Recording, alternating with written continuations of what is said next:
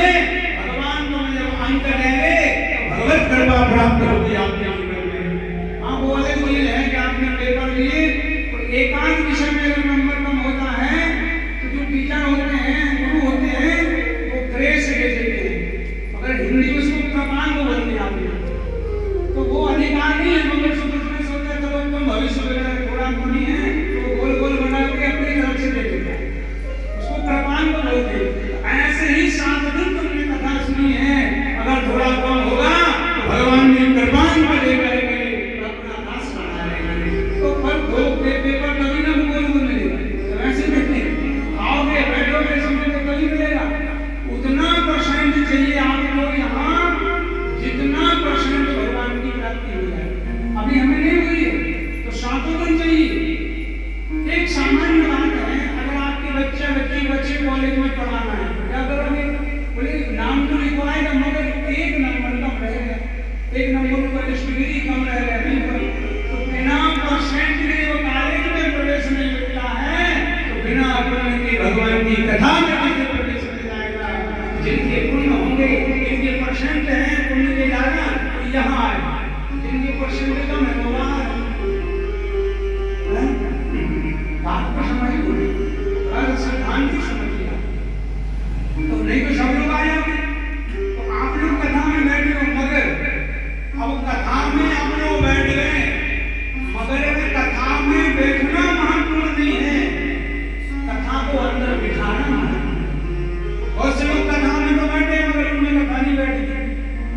तो हम कथा में बैठे ये महत्वपूर्ण नहीं है, हमारे अंदर कथा बैठ जाए भगवान की महत्वपूर्ण है। जब तक भगवान की कथा हमारे अंदर नहीं बैठेगी तब तक भगवान की भक्ति नहीं आएगी। तो एक बार भगवान की भक्ति आ गई ना तो त्रिलोक में आपसे बड़ा कोई नहीं है। सकल भवन मध्य निर्धनास्ते विधन्या निर्वसति हृदयेषां श्री हरे भक्ते मान। सकल भवन मध्य भगवान है, सारे भवन में उससे बड़ा धन्य नहीं है जो भगवान की कथा में विराजमान है।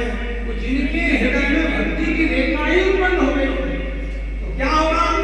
तो बोले हरि रति के लोकम सर्वदा को विहायो, भगवान अपने लोक को छोड़ करके और रहना निर्वसति हृदयेषां। उस व्यक्ति के हृदय में भगवान निवास करते हैं जिस व्यक्ति के हृदय में, उस व्यक्ति के हृदय भगवान की भक्ति की रेखा अंकित हो गई। निर्वसति हृदयेषां श्री हरे भक्ति रेखा, भगवान की भक्ति की रेखा उत्पन्न हो गई हो, उसके हृदय में भगवान वास करते हैं। तो आप लोग धन्य हो कि परिवार धन्य, आप धन्य हैं परिचित के रूप में आप विराजमान होकर के कथा श्रवण कर रहे हो। ये सामान्य बात नहीं, बड़ी बात है, क्योंकि जिस एक पर्व में भागवत कथा होती है उसकी 21 पीढ़ी का उद्धार होता है। कितना? 21, 7 पहले की, 7 बाद की और 7 बीच की। ये सामान्य बात नहीं है। आप जजमान बन करके बैठे हो, ये मनोरथी परिवार है तो भगवान की कथा सुन रहे हो, ये बहुत बड़ी बात है, ये सामान्य बात नहीं। क्योंकि जिस कुल में कथा होती है वो कुल पवित्र हो जाता है। कुलम पवित्रम जननी कथा था, वो कुल पवित्र हो गया, वो जन्म लेने वाली माँ की धन्य हो गई जिसने ऐसे बेटा को जन्म दिया। क्योंकि जननी जन्म भक्त जने या दाता या सुर, या तो भगवान को भक्त जन्म ले या दाता या सुर। अगर ऐसा जन्म नहीं लेता है तो कहते नाता जननी मां जो है गर्भ लगा ले, तो भगवान का भक्त पुत्र हो, दानी पुत्र हो, देशभक्त हो तो मां धन्य हो जाती है। तो कहते हैं कि कुलम पवित्रम जननी प्रकार था, कुल पवित्र हो गया, जन्म लेने वाली मां वो धन्य हो गई है, ऐसे भक्तों को जन्म दिया। और कहते हैं वसुंधरा, ये जन्मभूमि जहां आपका जन्म है, जिस स्थान पर भगवान की कथा हो रही है वो गांव, वो क्षेत्र, तो कह रहे हैं कि वह भी पवित्र हो जाता है।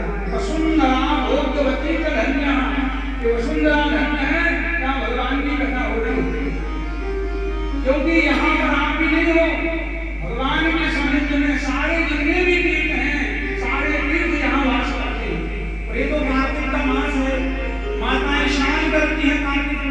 दीपदान करती हैं। कार्तिक के मास का ज्यादा महत्व है।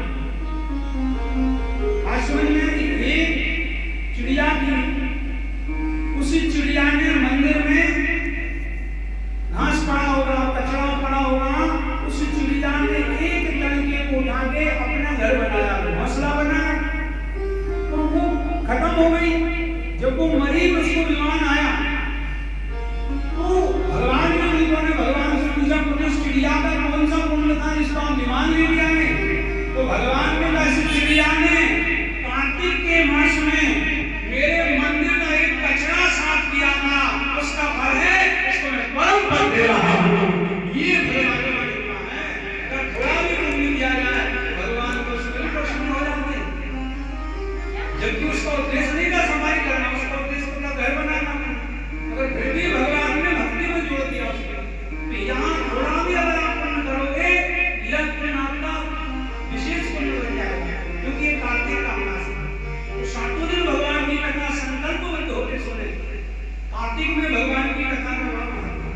ये दामोदर मास वृंदावन में दामोदर मास कहते हैं। ये जो है ये दामोदर मास है, इसमें जो किया हो वो अक्षय होता है। एक बात। दूसरी बात, आप लोग इस कथा को सुनोगे, इस कथा का फल है, क्योंकि दो चीजें हैं, एक तो होता है स्थान का महत्व और एक होता है समय का महत्व। स्थान जो है भगवान के दरबार में हो रहा है। जैसे उदाहरण के लिए केला है, तो जहां पर केला उत्पन्न होते हैं सस्ते मिल जाते हैं।